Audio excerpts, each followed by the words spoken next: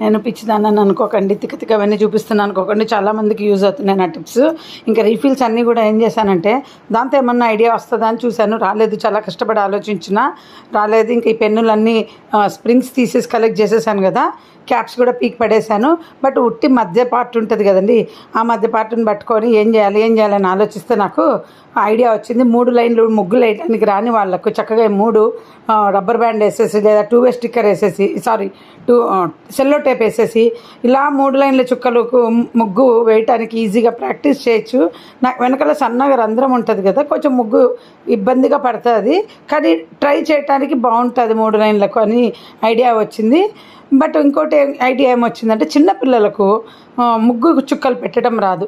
దీన్ని ఇలా రౌండ్గా మనము పెన్నులన్నీ పెట్టేసి ఒక రబ్బర్ బ్యాండ్ కట్ట వేసేస్తే ఒక ముగ్గు చుక్క వేసేసి వాళ్ళతో స్టార్ ముగ్గు వేయించచ్చండి.